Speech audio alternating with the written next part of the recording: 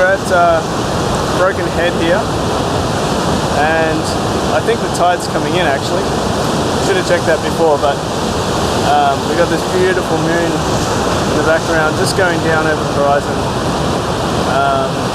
and this beautiful sky on the east. A significant light, just where it was needed, gleaming black as night, cloistered in injustice, dead in the eye of time. Nobody is losing. I may be able to use this moody sort of sunlit shot with the 90mm lens to get right in there and sort of use the silhouette of these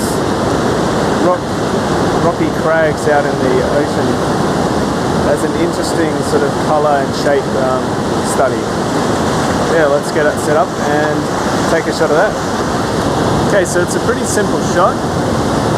Just got the rocky crags in the distance with that haze sort of going over the whole scene here, and because it's so dark at the moment at dawn, I'm at ISO 200. I'm at -1 stop underexposed to get sort of that sky back into the colour, and at f11 on this 90mm lens, and that ends up being 2 seconds. So that's like a perfect, just to, it just slows down those waves a bit and smooths them out, but not too much. So I think this should be just a nice simple sort of silhouetted rocky crags on the beach here.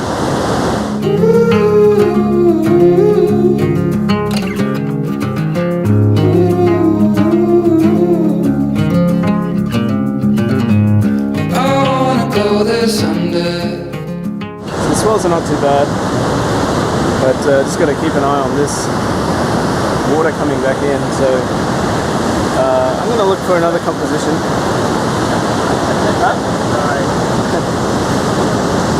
And maybe go up on these rocks, see if I can't look back and find something with probably a 35mm or a 50mm composition, and wait for the sun to actually rise so that I can get that beautiful yellow light on these rocks. I know we're going somewhere, into the danger zone. So I'm actually up on the headland. I don't think this connects to the actual boardwalk, but what I'm going to do is see if I can look down and get a composition with the rocks and the water flowing, and then we can set up and wait for the sunrise and get all that golden light on the rocks and see what happens.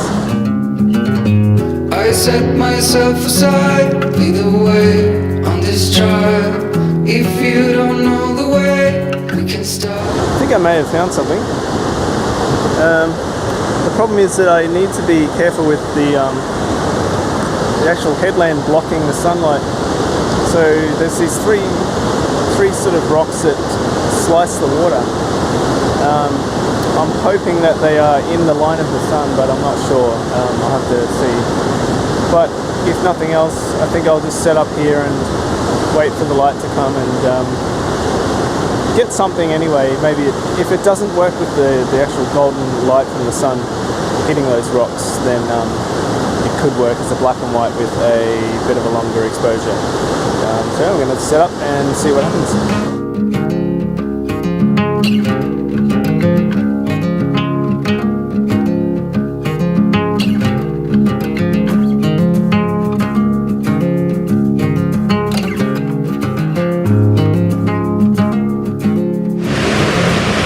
I've got my shot set up. Unfortunately, because the tide's coming in, it's actually starting to cover these rocks. But what I can do is I've got the 3-stop ND filter on here, and I've got a f11 on the 50mm lens at ISO 200, and that turns out to be 4 seconds. So what it actually does is it sort of it paints the water around these actual rocks. And I've already taken a shot because otherwise I'll probably miss the tide, but what I'll do is I'll get another one and just see what happens. Alright, let's have a look at that. Oh, noise reduction. This is the 4-second exposure. The camera automatically does a long exposure noise reduction. Oh wow, this is unexpected for me. I didn't expect it to look like this. You got these beautiful swirling patterns going through the around and through these rocks. I think I can make a really painterly photograph out of this. Let's get a couple more just to get a few different variations on these waves as they come in. And it's funny, the color of the water is actually coming in as we get the sunrise, which is it's in about 10-15 minutes. And so I'll get a couple here and then wait for the sun to come up and see how that affects the actual light before it becomes completely covered by the tide that's coming in. So yeah, I'm really happy with this. This should be interesting.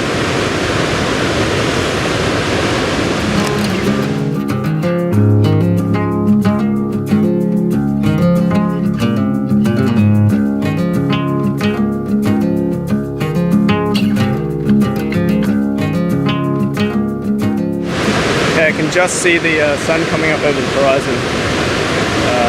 Beautiful. It's a brilliant road. It's actually going to go past a layer of cloud that's in the distance, so that may snuff out a bit of this light, but it's just a beautiful morning. It's salty air. It's actually quite thick, the atmosphere here.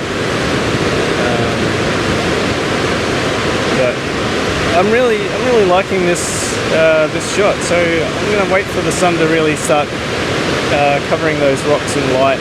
It's actually just in line with the sun, so I think it should peek through. Yeah, so let's have a break and see how this light hits the rocks.